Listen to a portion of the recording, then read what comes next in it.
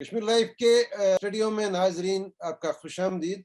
जैसा कि आप जानते हैं कि कल से पूरा जो सबसे मेजर डेवलपमेंट था कल का, वो डिलिमिटेशन कमीशन का फाइनल रिपोर्ट आया।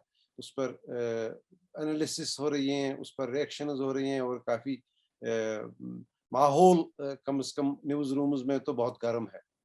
कल हम ने तो नाजरीन आपको बताया ये था कि नोटिफिकेशन में क्या क्या कहा गया है, लेकिन हमारे पास उस वक्त ये एक्सेस नहीं थी इस इंफॉर्मेशन की कि जो कमीशन ने दिल्ली में एक प्रेस कॉन्फ्रेंस दी और उसमें 2 रिकमेंडेशंस का तज़किरा था। एक ये कि जो हमारे कश्मीर से माइग्रेट हुए हैं जम्मू या बाकी मुल्क के बाकी हिस्सों में, उनके लिए रिप्रेजेंटेशन रखनी होगी सरकार को। एक रिकमेंडेशन गया है 2 सीट्स जिसमें से एक फीमेल होनी ज़रूरी है।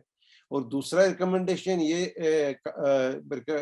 डिलिमिटेशन कमीशन ने किया है कि जो रिफ्यूजीज सरहद के उस पार से, एलओसी के उस पार से जम्मू कश्मीर के उस वाले हिस्से से माइग्रेट होके आए थे, उनको भी रिप्रेजेंट करना होगा असेंबली में। तो इन सारे मामलात पर बात करने के लिए हमने आज तकलीफ दी है जाने माने सहाफ़ी जम्मू बेस्ड ज़फ़र चौधरी साहब, मेरे कलीग रहे हैं, अब भी दोस्त हैं। बेशक। तो हमने ये इस इशू को काफ़ी टाइम से शुरू से फॉलो कर रहे हैं और बहुत डिटेल में इन्होंने इस पर काम किया है। तो इस वजह से मैंने आज ज़फ़र भाई को तकलीफ दी है बात करने को। ज़फ़र साहब, आपका खुशामदीद कश्मीर लाइव के स्टूडियो में। बहुत बहुत शुक्रिया जनाब। It's a great pleasure to be talking to you on Kashmir live. I am very happy to join you sir. तो ये जो डिलिमिटेशन का रिपोर्ट है, इसको आप कैसे पढ़ते हैं? आप तो इसको काफी टाइम से फॉलो कर रहे थे, तो कैसे पढ़ रहे हैं आप इसको? मेरे ख्याल से ये है कि जो हर एक डिलिमिटेशन प्रोसेस होता है, वो हमारे मुल्क में हुआ हो, दुनिया में कहीं पे हुआ हो, या जिस तरह से पहले डिलिमिटेशन के प्रोसेस जम्मू कश्मीर में हुए हैं, वो बाय नेचर ही इस किस्म का है कि जो एग्जिस्टिंग स्टेटस को है वो उसको तब्दील करता है, जो एग्जिस्टिंग रियलिटीज है उसको वो तब्दील करता है। आप चाहें या ना चाहें, माने या ना माने, जो एग्जिस्टिंग स्टेक होल्डर्स हैं उनको वो शेक अप कर देता है। तो उस तरीके से जो अभी रिपोर्ट आ गई है, अब आप मुझसे अगर एक सिंगल सवाल पूछें कि किस तरह से है, इसके बहुत सारे एस्पेक्ट हैं, क्योंकि वो इतनी चीजों के साथ डील करता है। जो रिकमेंडेशन है, जो उसका फाइनल आउटपुट है, वो बेशुमार चीजों के साथ डील करता है। क्योंकि जम्मू कश्मीर अपने आप में ही एक बहुत डाइवर्स स्टेट तो है ही है, लेकिन बहुत ही मल्टी लेयर और कॉम्प्लेक्स स्टेट है। यानी उसका जो आउटपुट है, उसका जो अवार्ड के जो असरात हैं, जो कठुआ में होंगे वो मुख्तलिफ होंगे, रजौरी पुंछ में मुख्तलिफ है, कुपवाड़ा बारामूला में वो बिल्कुल मुख्तलिफ। मतलब वो मुझे डिफरेंट पॉकेट्स में उसके बारे में डिस्कशन करनी पड़ेगी। लेकिन अगर आप मुझसे ये पूछें कि सिंगल पॉकेट में क्या है, तो मैं ये कहूंगा कि जिस तरह से 1996 में फॉर एग्जांपल इंतखाबात हो गए, तो अब 87 में आपके पास अलायंस था। आप अलायंस को अलग करके देखें, 96 में मोर और लेस जो है पॉलिटिकल एक्टर्स वैसे ही रिपीट हो जाते हैं। 2002 में कुछ नए लोग आ जाते हैं, लेकिन जो एक बुनियादी स्ट्रक्चर है पॉलिटिक्स का वो वैसे ही रह जाता है।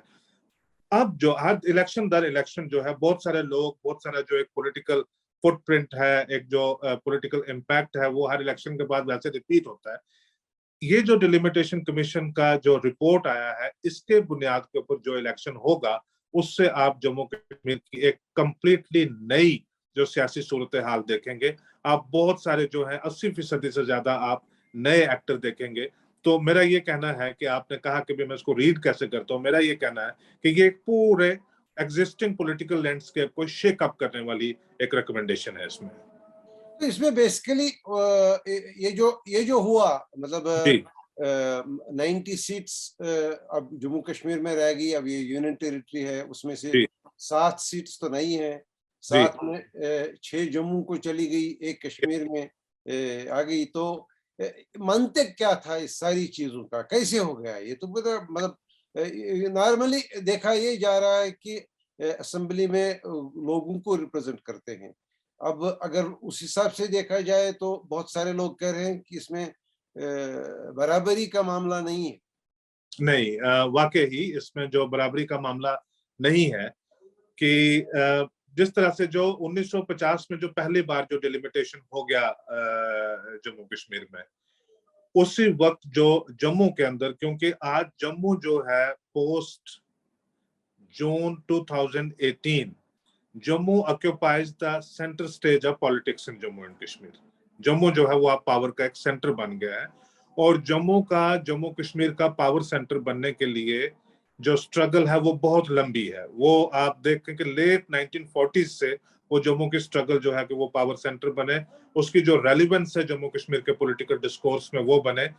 आप न्यूमेरिकली जम्मू की पोजीशन क्या है, जियोग्राफिकली जम्मू की पोजीशन क्या है, उन सारी चीजों को से हट के जो जम्मू की वो स्ट्रगल है, जून 2018 में जम्मू ने वो पॉलिटिकल सेंटर स्टेज जो है वो अज्यूम कर लिया, अडॉप्ट कर लिया, और मुल्क भर ने जो है वो जम्मू की मदद की है वो चीज अचीव करने में।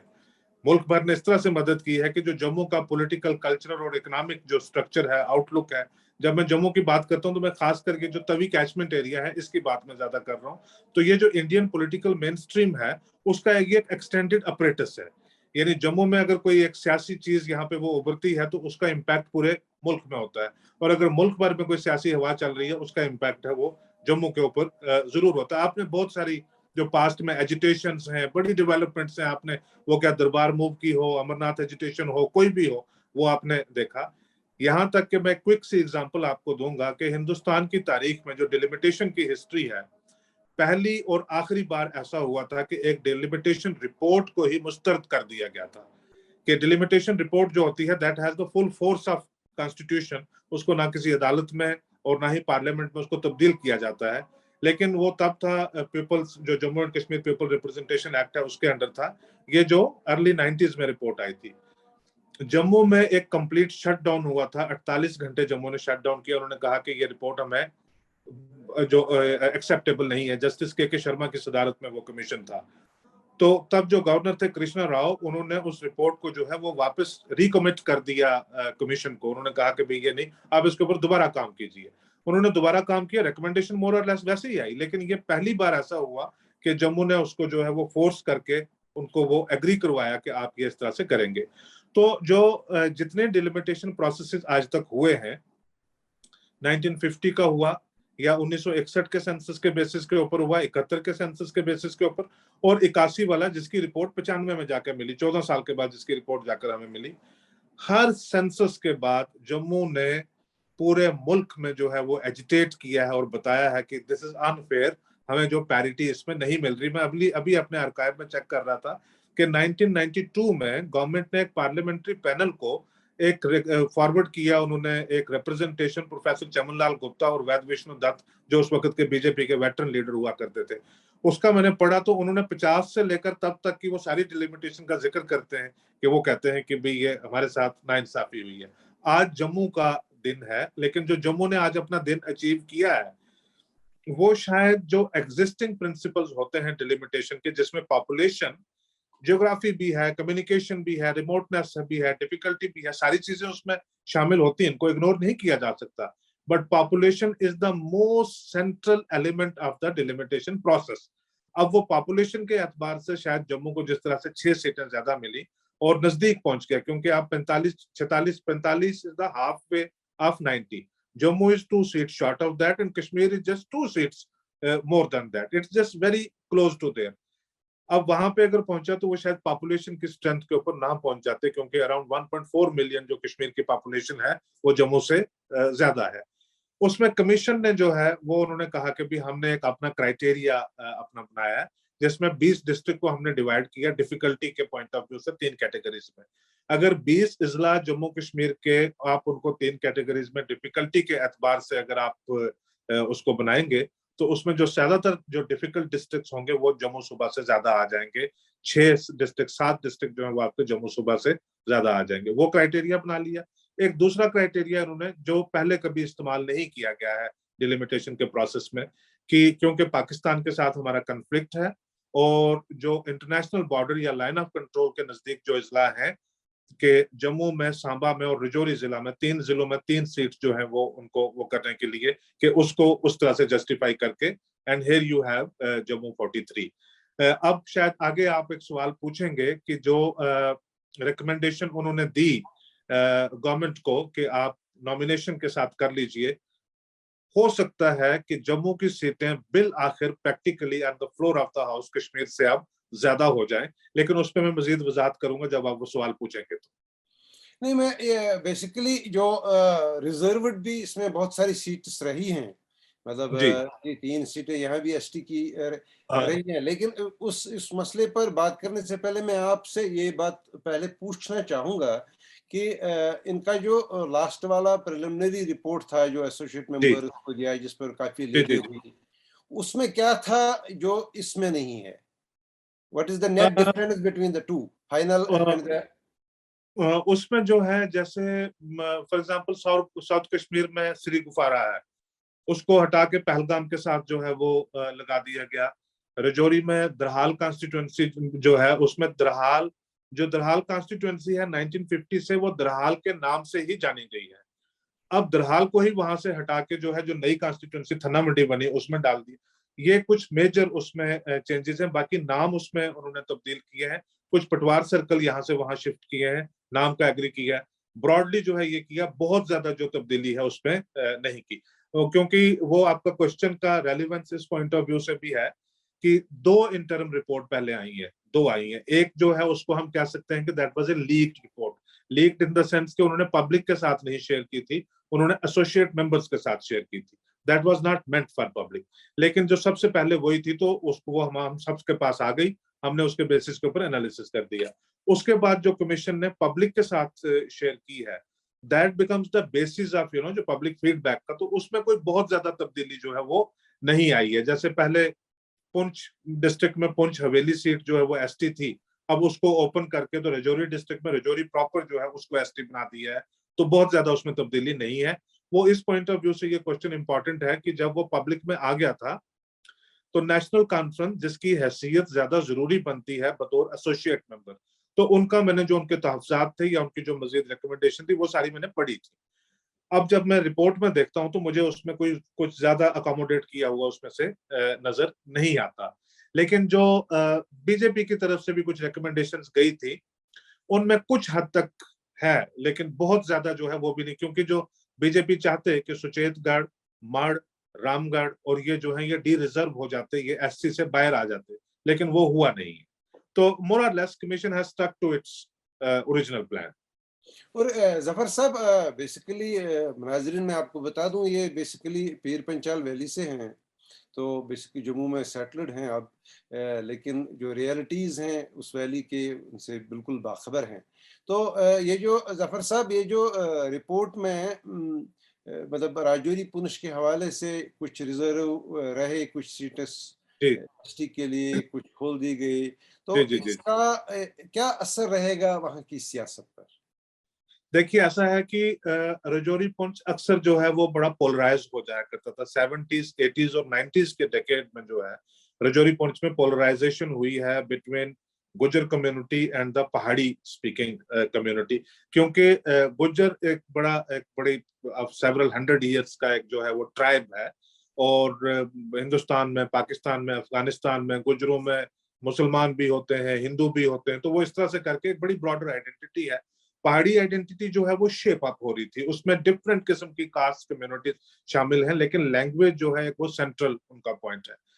पिछले 15-20 साल से जो है वो काफी हद तक जो ये एक पोलराइजेशन है ये डिसॉल्व हो रही थी। और जो पीर पंजाल रीजन है, रजौरी और पुंछ कुल मिला के, वो बड़ा डाइवर्स है। उसमें ना कश्मीर वादी से बहुत ज्यादा लोग उसको समझ सकते हैं, अप्रिशिएट कर सकते हैं, ना जम्मू सूबा से कर सकते हैं। लेकिन फैक्ट ऑफ द मैटर ये है कि जो आइडियोलॉजिकल कॉम्पिटिटिव पॉलिटिक्स होती है जम्मू कश्मीर के बीच, जिसकी जो वर्स्ट जो रिफ्लेक्शन है वो हमें मिली 2014 के इंतखाबात के नताइज में, कि जो जम्मू के एरियाज हैं, जो तवी कैचमेंट एरिया है जिसको उधमपुर, कठुआ, सांबा, जम्मू, इसमें से जो है कंप्लीटली वन साइडेड वोट, यानी 25 सीटें जो है वो बीजेपी यहाँ से ले गई। 25 सीटें बीजेपी चुनाव वैली से मिली, लेकिन 20 के करीब यहाँ से सीटें इन्होंने ले ली।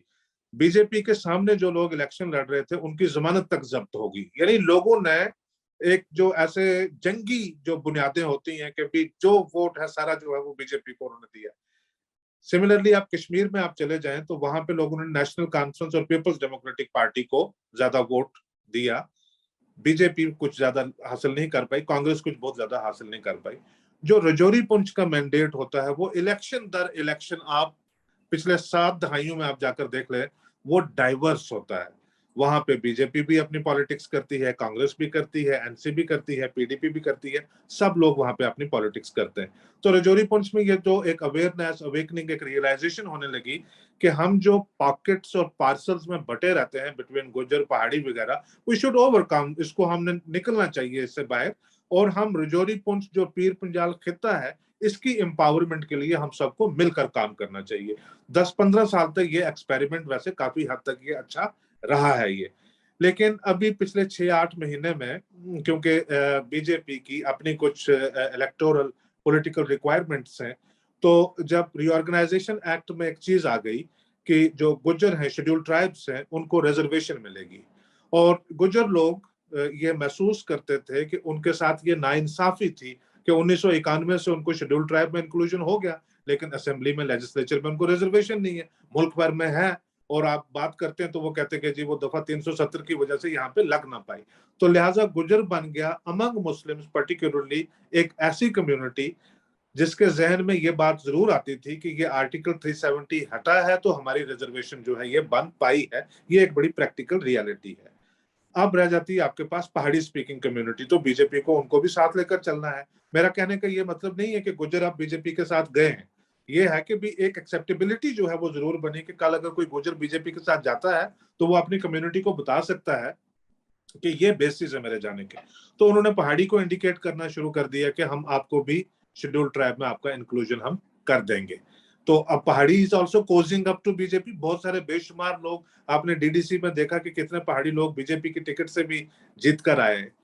अब आगे आपका जब रिजर्वेशन का प्रैक्टिकल इम्प्लीमेंटेशन है, तो रजौरी पुंछ 2 जिला में मिलाकर, 2 जिला में जो टोटल पॉपुलेशन है, जो लोग पॉपुलेट करते हैं रजौरी और पुंछ दोनों जिला को, वो या गुजर हैं तो या पहाड़ी हैं, तीसरा वहां पे कोई नहीं है।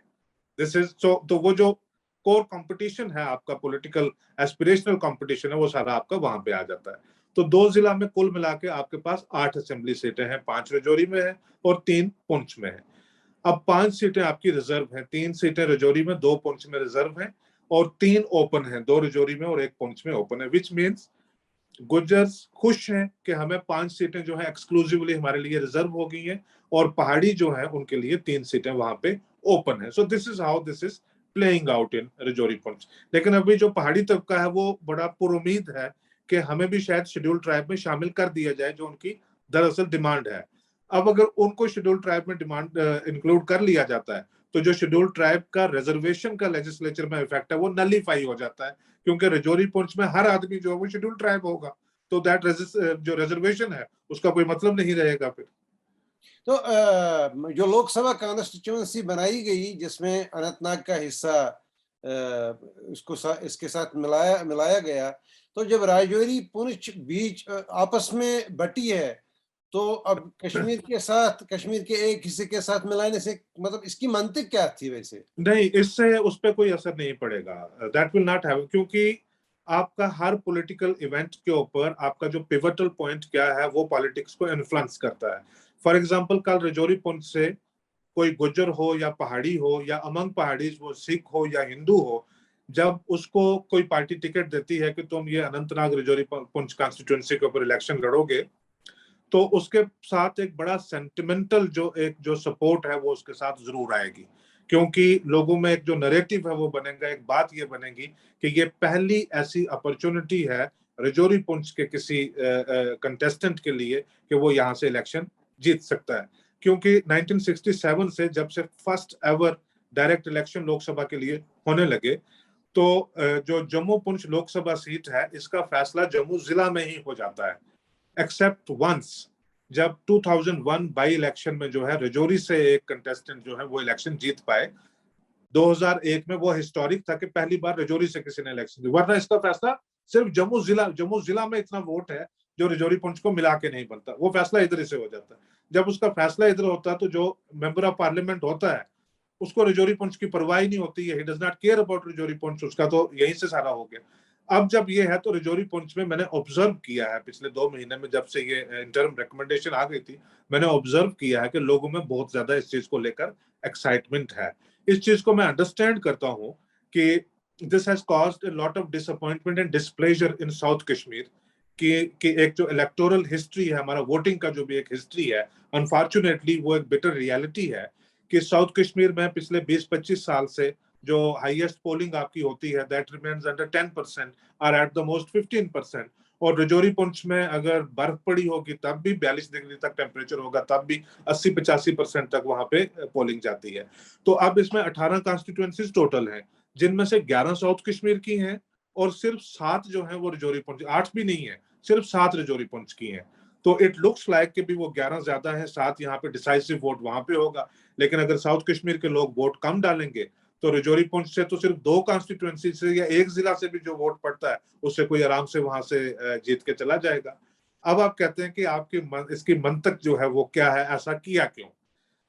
It's a very difficult decision. Commission ने बार बार अपने लिखा है रिपोर्ट में, उन्होंने कहा कि जो ये जस्टिफाई करने के लिए कि जम्मू में कॉन्स्टिट्यूएंसी ज्यादा, कई जिला में ज्यादा, कहीं पे कम, वो क्यों की है?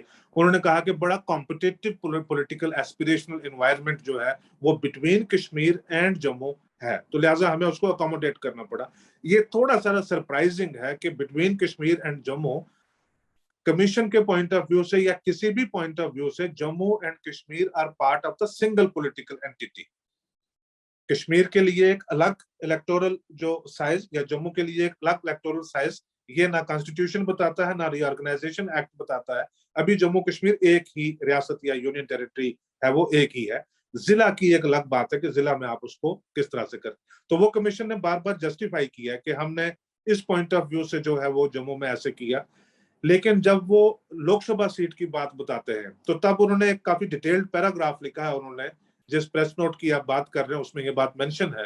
उन्होंने उसमें लिखा है कि क्योंकि हमारे पॉइंट ऑफ व्यू से जम्मू कश्मीर एक ही पॉलिटिकल यूनिट है, तो हम नहीं, ये जो जियोग्राफिकल चीज है, सीट आधी उधर तो आधी इधर भी हो सकती है, तो उसको उस पॉइंट ऑफ व्यू से जस्टिफाई कर दिया है। अब प्रैक्टिकली क्या है कि एक ही कनेक्शन है आपके बीच जो साउथ कश्मीर में और रजौरी पुंछ में, वो है मुगल रोड।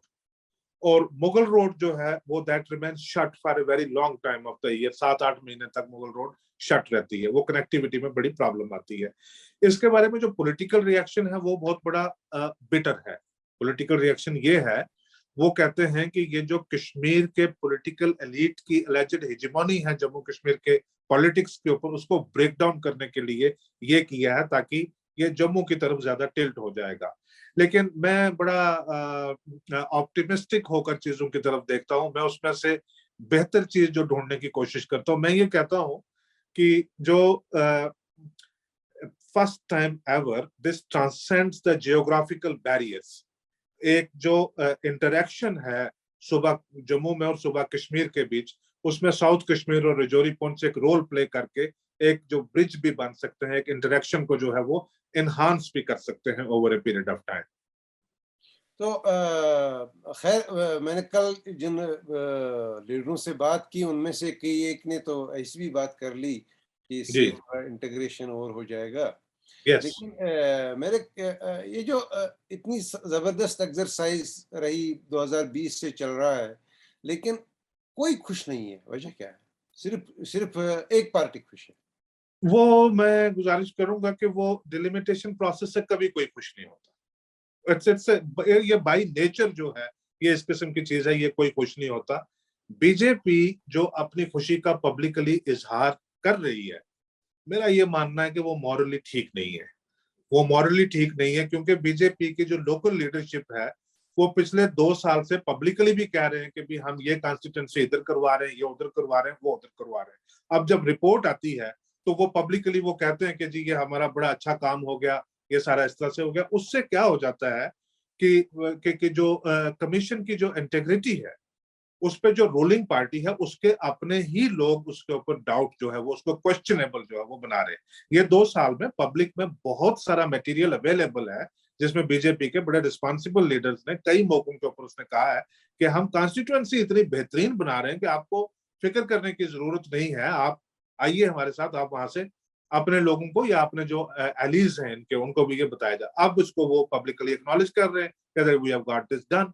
तो that raises a question on the integrity of जो न्यूट्रलिटी है कमीशन की, उसके ऊपर ये खुद ही एक सवालिया फिक्रा जो है वो रेज कर रहे हैं। वो मेरे ख्याल से मॉरली अच्छी बात नहीं। अब जो लोग इससे नाखुश हैं, जी, उनके पास कौन सा इंस्ट्रूमेंट है अब इससे बाहर आने का? कोई नहीं। अनफॉर्चुनेटली उनके पास कोई तरीका नहीं है। अनफॉर्चुनेटली कोई तरीका नहीं है। मैंने कल नेशनल कॉन्फ्रेंस का स्टेटमेंट पढ़ा था, और क्योंकि नेशनल कॉन्फ्रेंस आप कुछ भी कह लें, whatever you call National Conference, even if you reduce them to 5 parties, National Conference is the most important and central political institution to the history of Jammu and Kashmir. और आज मैं कहीं भी मैं देखता हूं, मैं everyone refers to national conference as Kashmir based regional political party. It's not like that. 1940s में जो जम्मू के बड़े बड़े लीडर, मान लीजिएगा गिरधारी लाल डोगरा, जिनकी डेथ एनिवर्सरी के ऊपर जम्मू में प्राइम मिनिस्टर नरेंद्र मोदी खुद आए थे, बतौर प्राइम मिनिस्टर वो खुद आए उनकी डेथ एनिवर्सरी पे जम्मू में ऑब्जर्व करने के लिए। एक फंक्शन था वहां पर। He was a founder member of National Conference. Motiram Bagda, Bhagat Chhajuram, ये सारे लोग जो हैं ये नेशनल कॉन्फ्रेंस के फाउंडर मेंबर थे 1940 की दिहाई में, फिर 50 की में। बेशुमार लोग शेख अब्दुल्ला साहब के अरेस्ट होने के बाद भी नेशनल कॉन्फ्रेंस के साथ जुड़े रहे। तो नेशनल कॉन्फ्रेंस उस पॉइंट ऑफ व्यू से एक वाहिद ऐसी पॉलिटिकल पार्टी है जिसका कोई ना कोई वर्कर आपको कठुआ में भी, सांबा में भी, उधमपुर में भी, हर जगह आपको जरूर मिलेगा। ये एजाज अभी किसी दूसरी पार्टी को हासिल नहीं है। बीजेपी को तो कतई अभी नहीं है, अभी बड़ा वक्त लगेगा उसको। तो नेशनल कॉन्फ्रेंस जैसी एक इतनी बड़ी पॉलिटिकल पार्टी है, उनकी भी जो कल स्टेटमेंट थी वो बहुत कॉशियस स्टेटमेंट थी।